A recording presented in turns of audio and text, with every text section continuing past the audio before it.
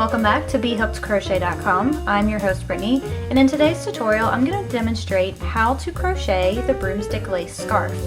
This is a free pattern that's available at BHookedCrochet.com, and you can find the link and more information about that pattern in the description below.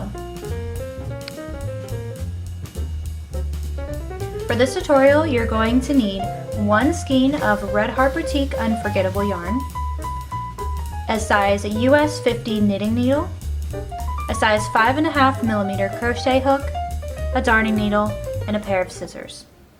To begin our scarf, we need to start off by creating a slip knot.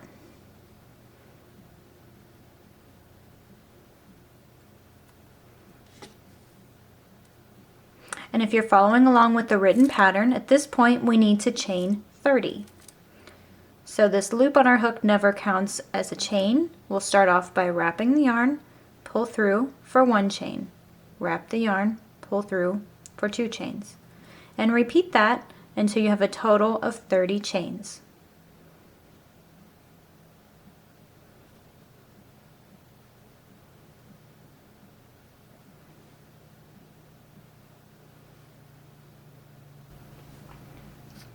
Once you have all 30 chains, we can set this aside for just a moment, and at this point we're going to start using our knitting needle. Now for the purpose of this tutorial I'm going to be working on a table.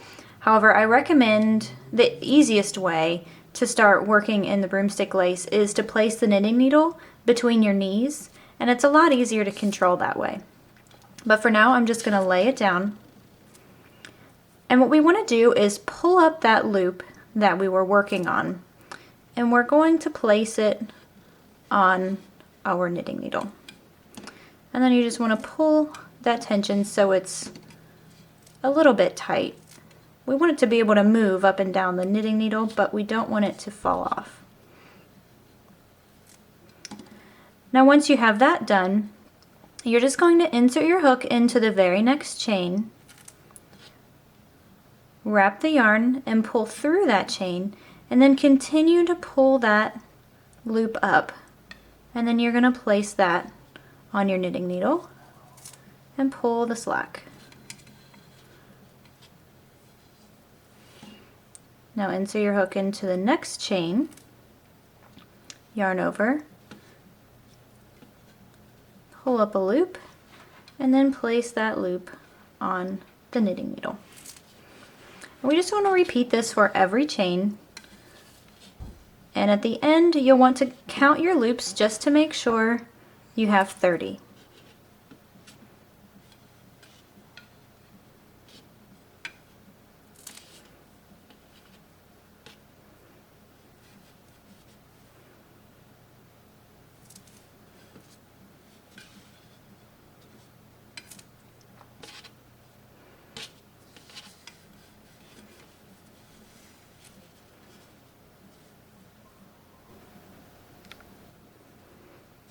Once you're finished with that step and you're certain you have 30 loops on your knitting needle, that's important for this pattern because the broomstick lace is worked in multiples of 5. So if you don't have a multiple of 5, you're going to have problems at the end of the next row.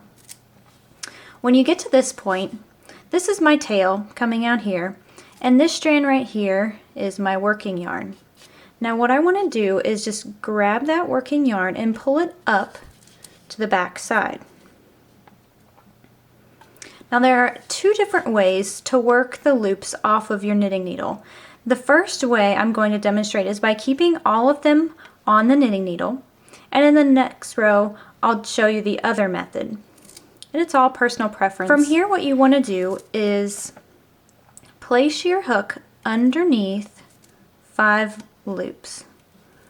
And you may have to work this a little bit. This is one of the reasons why you want to work your loops somewhat loose on your knitting needle. But you'll place your needle under 5 loops, and now we'll pick up our working yarn again. We can collect it up in our hand just like we normally do, and now we're just going to yarn over that working yarn, and we're going to pull that through, and then we want to chain 1. Now this chain 1 is not counting as a stitch, it's simply acting as a secure stitch in order to keep our working yarn in the proper place. Since when we started out this row, our working yarn was down here at the bottom. Now we've secured it up to the top of these loops, which is where we're going to work our next row. Now, at this point, we can slide our loops up, and we just want to slide off the 5 loops that we've worked on. So we want to do this very carefully, and we'll just pull those 5 loops over the tip. And now you can pull these back down if you want so they don't fall off your knitting needle. And then collect up your yarn, and you want to twist these 5 loops. And they already kind of twist naturally because of how we secured this stitch on there. And so we want to just make sure that they're sweeping in the same direction for every stitch.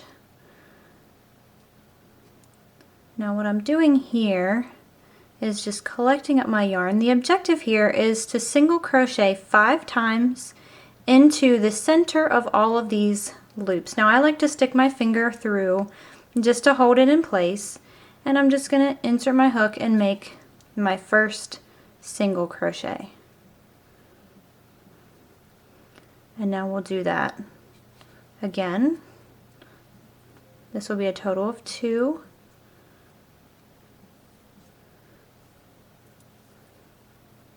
3, 4, and 5. Now, as I said, I'll remind you again that chaining of 1 does not count as a stitch. It's simply just locking our new row into place. Now we just need to locate the next 5 loops in line, and I'm just going to place my hook underneath all 5 of those loops. Okay, and once you do that, then we'll pick up the working yarn again. And we want to try to make this stitch relatively tight, because what we're doing here is we're crocheting this first broomstick stitch that we made to this one. And if we have a really loose single crochet here, we'll have somewhat of a gap in between the 2 of them. So I'm making sure I'm pulling pretty tight on this working yarn. I'm just going to wrap it over my hook, and then I want to pull that through those loops and pull up a loop. So now we have 2 loops on our hook. We're going to yarn over and pull through both of those loops, and that's a single crochet. So we've made our first of 5 single crochets. So again, I'm just going to slide these down because I want to remove these last 5 that I just worked. Okay, and then we'll just slide those back. Okay, now you just want to let it fall naturally into place, so I can see they're both sweeping in the same direction. And we want to have a total of 5 single crochets for every single broomstick stitch. And so we've created the first one there. So we just want to make 4 more single crochets.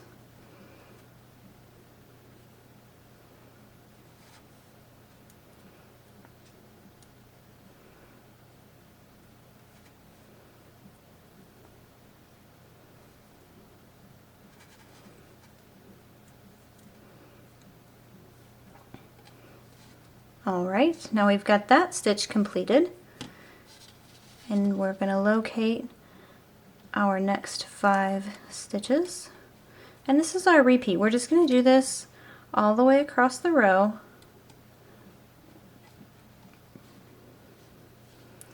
Pick up the working yarn. Again, making sure this is relatively tight. And then finishing the single crochet. Once you get that stitch in place, it's safe to pull off those 5 loops.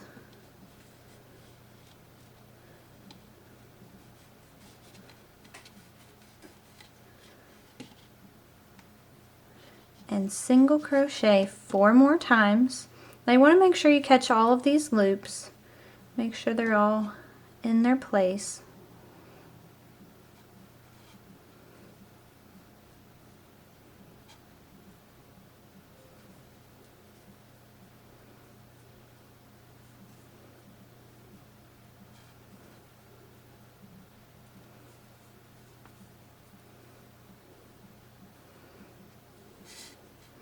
Okay, and now we're simply going to repeat that for the remaining loops on our hook. So go ahead and create your last broomstick stitches, and we'll pick back up at the end of this row. Once you've finished up your last broomstick stitch, it's a good idea to count your single crochets at the top. You want to make sure that you have 30 stitches, and once you're certain you have 30 stitches, we're ready to start working the next row. We're going to grab our knitting needle again, and I'm going to pull up this working loop from where I made my last single crochet, and then just place that onto my knitting needle. Now I'm just going to turn my work so that I've got the back side facing up, and we're going to be working in the back loop only of our single crochet stitches. So if you turn this up to the top to where you can see the V's, we're only working into this back loop right here. And we're doing that to create a little ridge at the front of our scarf. So we just want to locate our next stitch. We're going to place our hook into that back loop, and then yarn over and pull up a loop, and then place that loop on our needle.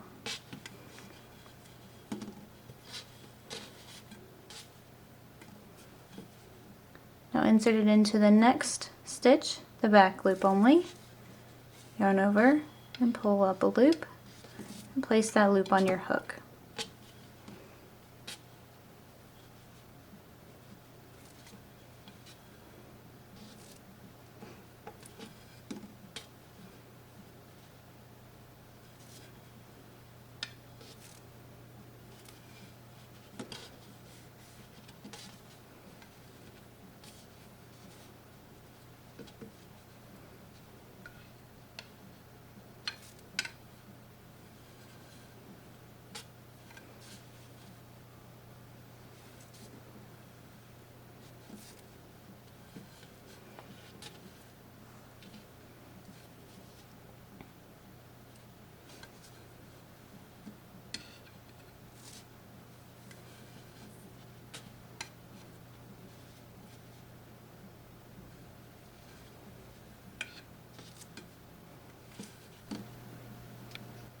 Once you've worked all the loops onto your knitting needle and you're certain there are 30, we'll start on the next row. So I've got my working yarn here, and again, I just want to take this to the back side.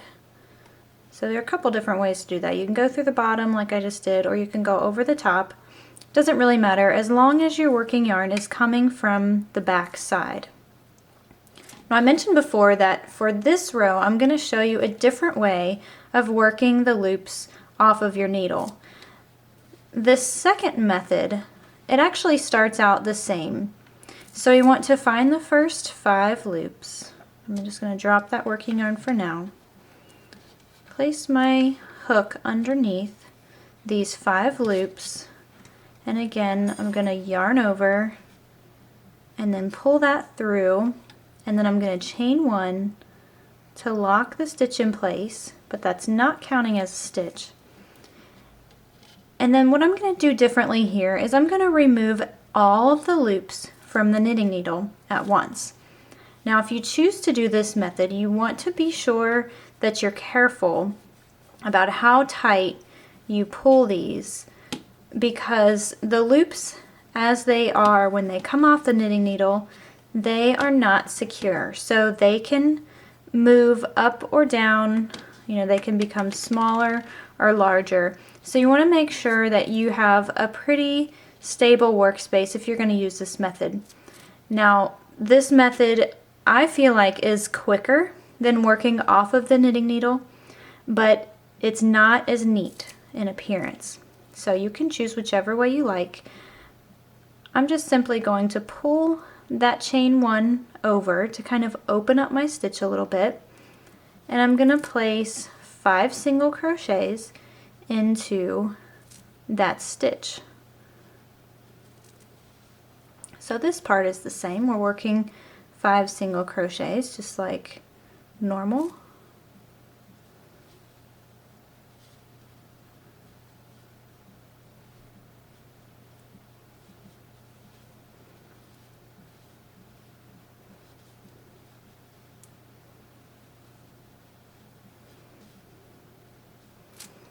Okay, and then what we want to do is find the next 5 loops. So I just place them on my finger.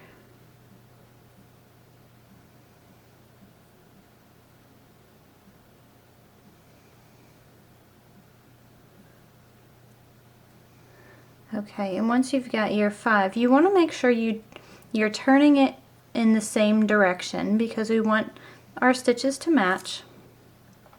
And then we're just going to put our hook into the center of that new stitch and single crochet. And again, you'll want to make the single crochet a little bit tight because we're locking these 2 stitches together.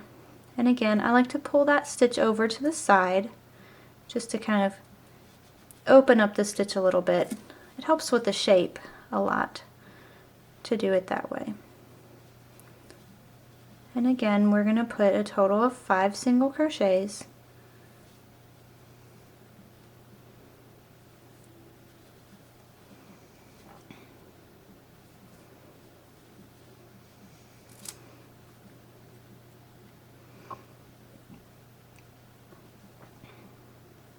And we're going to pick up the next 5.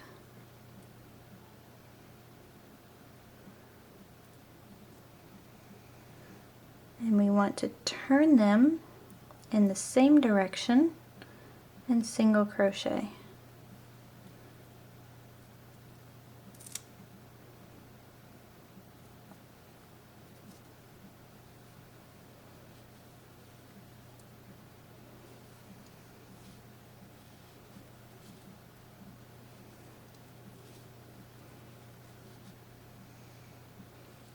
So finish up this row. We've got a few more broomstick stitches to make. We'll meet back up at the end of this row. Once you've reached the end of this row, again you want to count your single crochet stitches. Make sure you have a total of 30. And now you're probably noticing at this point how messy these stitches are looking, and that's pretty characteristic of a broomstick lace, especially when we're working with a finer worsted weight yarn like we are here. So there are a couple of ways to fix your stitches, and honestly it's going to improve a whole lot as you go along, but I just like to finger block my scarf as I'm working, and so I'll pull up on the stitches to kind of open them up on the side. And then one of the big things that I feel like makes a big difference is spreading these single crochet stitches out a little bit, because when you stretch them out it puts more stress on these sweeping dropped loops there, and it sort of opens up the stitch and makes it look a little bit neater.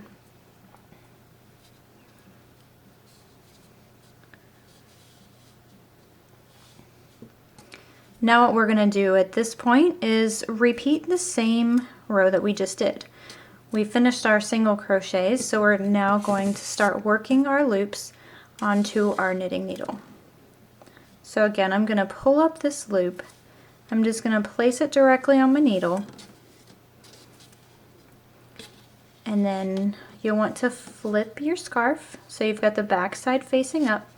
We're going to locate the first stitch. Now I'm going to show a little bit of a closer view of the first stitch that you need to work in, because this can sometimes cause a little bit of problems in your overall count at the end.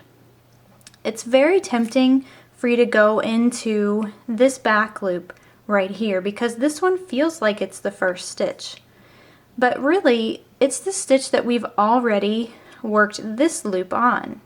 So if we were to put another loop here, we would have 2 loops coming from the same stitch, and it's not a huge deal, but it is going to mess up your count at the very end.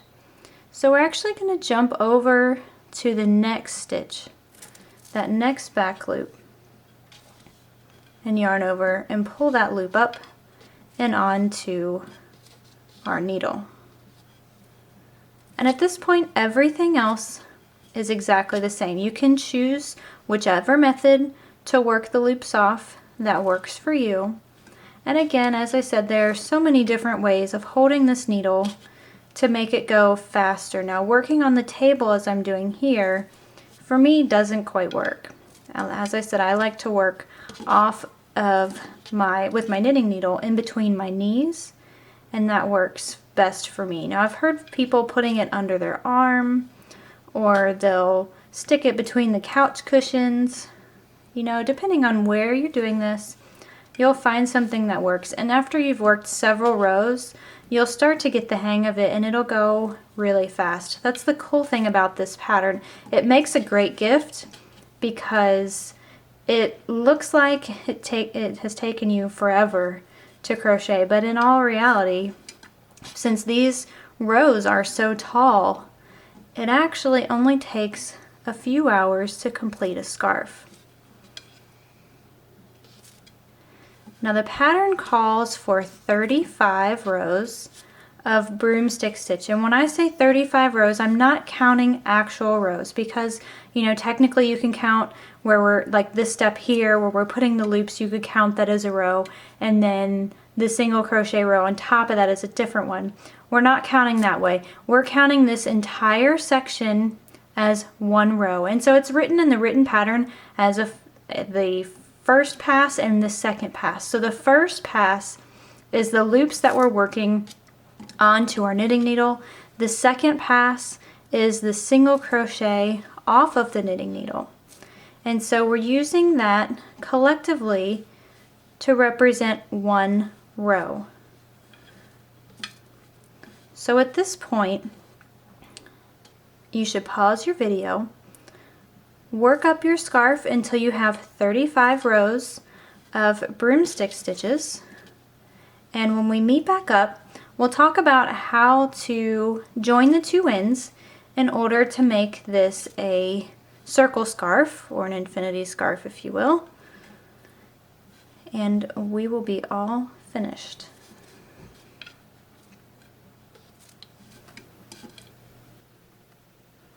So once you have finished crocheting all 35 rows of the broomstick stitch, it's time for us to bind off. So you want to make sure you leave yourself a tail that's at least 2 times as long as the scarf is wide. We're going to be using this to tie the two ends together. So we just want to leave ourselves a nice long tail, and then I'm going to pull that tail through the loop on my hook.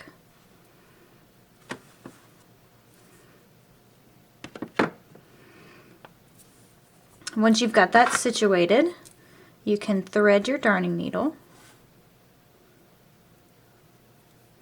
And we're going to be whip stitching this to the other end of our scarf. So you want to go ahead and grab it, and I've got it so that the two wrong sides are together. So the sides with all of the visible stitches, that's the right side, and in here is the wrong side. So I'm just going to be laying these two together, and that's where I'm going to start sewing them.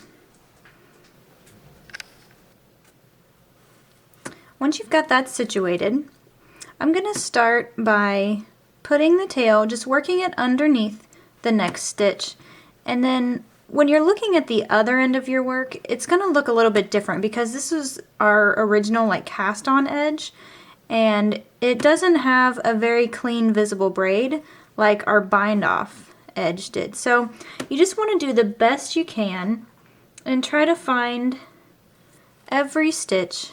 So we want to try to put one whip stitch into every stitch. That way we're sure that it's secure. And so you'll just go through the first side and then through the back, and then you'll locate your next stitch and then feed it through. And you'll bring it back through the front.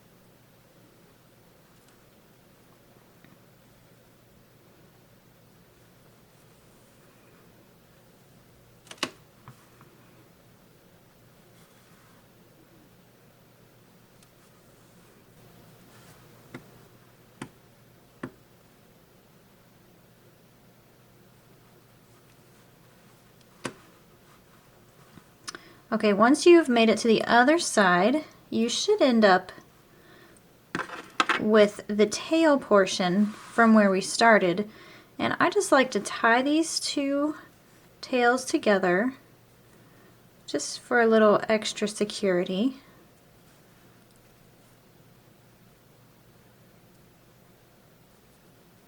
And then we can weave them in to hide the tails.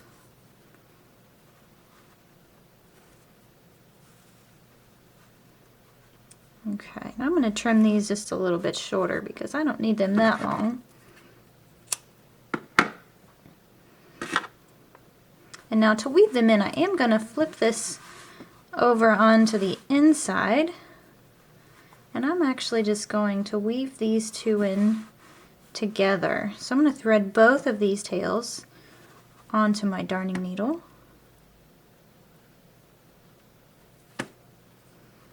And I'm just going to work it into the seam. Now this shouldn't be visible on the other side. That's why I'm not too worried that I'm weaving the two tails in together even though they're different colors. And just like I always do, I like to weave it under a few of the stitches and then I'll come back and go in the other direction.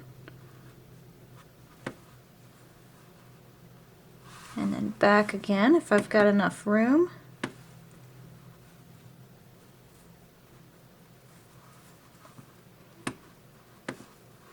And now once you've got that secure, then you're safe to go ahead and trim off those tails. And at this point now your scarf is all finished. This concludes our tutorial today on the Broomstick Lace Scarf. It's a free pattern that's available at BHookedCrochet.com. I'm your host Brittany. Until next time, stay tuned for more free tutorials and free patterns from BHookedCrochet.com.